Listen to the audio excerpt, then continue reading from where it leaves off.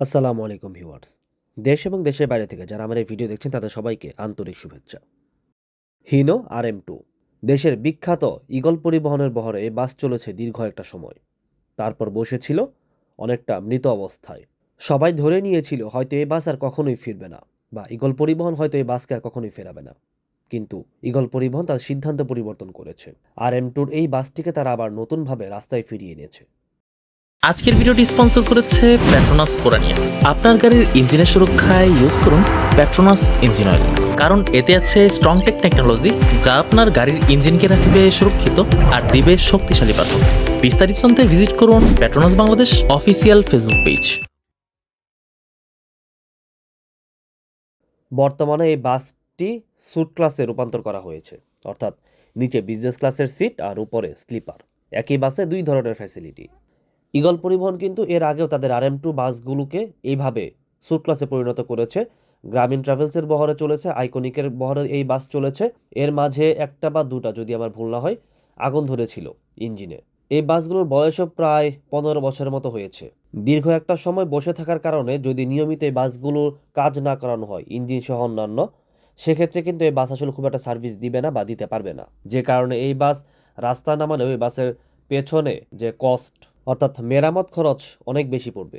তবুও ঈগল পরিবহন এই বাসগুলোকে ফেরাচ্ছে। ঈগল পরিবহন আবার নতুনভাবে কামব্যাক করতে যাচ্ছে যতটুকু জানতে পেরেছি। আর স্লিপার করলে এই বাসটা বেশ ভালো হতো আমার কাছে মনে হয়।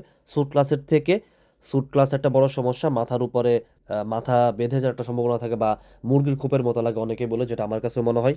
এই বাসের ভেতরটা আপনারা দেখতে পারবেন ওই রকম, যদিও RM2 বাস তারা বডিও উঁচু করেছে, কিন্তু উঁচু বডি আবার ঝুঁকির একটা কারণ থাকে।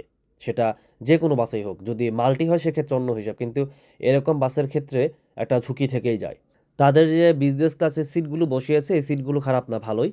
আর উপরে হচ্ছে স্লিপিং বেড, ডাবল বেড, আর একপাশে সিঙ্গেল বেড। নর্মাল যে স্লিপার বেডগুলো থাকে, যে ফ্যাসিলিটিগুলো থাকে, এই বাসেও তাই আছে। এই হচ্ছে নিচের সিট, বিজনেস ক্লাসের সিট, ভালো বড় আছে সিট। গ্রিন লাইন বা হানিফের যে টাইপের বিজনেস ক্লাস সিট, এই সিটে অনেকটা কাছাকাছি বলা যায়। আর লেগ রেস্ট আছে প্রতি সিটের সাথে, লেগ স্পেসও ভালো। উপরে লাইটিং দেখতে পাচ্ছেন, আর এসি নব আছে। এগুলো আপনারা আপনাদের মতো করে অন অফ করে রাখতে পারবেন, অর্থাৎ এভাবে অফ করে রাখতে পারবেন, আবার ঠান্ডা লাগলে অন করতে পারবেন। এখানে সুইচ আছে যেগুলোর সাহায্যে আপনারা ডিডিং লাইটগুলো অন অফ করতে পারবেন। উপরে পোর্ট আছে, চার্জিং পোর্ট। এই চার্জিং পোর্টের সাহায্যে আপনারা মোবাইলও চার্জ দিতে পারবেন গাড়িতে বসে যাত্রাকালীন সময়। আর নিচে বিজনেস ক্লাসের সিটে যারা ভ্রমণ করবেন তারা কিন্তু দেখে নিতে পারেন কী পরিমাণ স্পেস আপনারা মাথার উপরে পাবেন। যারা লম্বা আছেন তাদের মাথা ঠেকে যায় কিনা, যদিও কোনো সম্ভাবনা নেই, তবে স্পেস একটু কম পাবেন। এরকম বাসগুলোতে মালিকদের লাভ বেশি, একসাথে দুই ধরনের যাত্রী টানা যায়। যারা একটু কম ভাড়া যেতে চান বিজনেস ক্লাসে, তারাও এই বাসে যেতে পারেন। আবার যারা স্লিপিংয়ে যেতে চান শুয়ে শুয়ে, তারাও কিন্তু এই বাসে যেতে পারেন। অর্থাৎ একই বাসে দুই ধরনের যাত্রী মালিকরা টানতে পারেন, আবার যাত্রীরাও যেতে পারেন।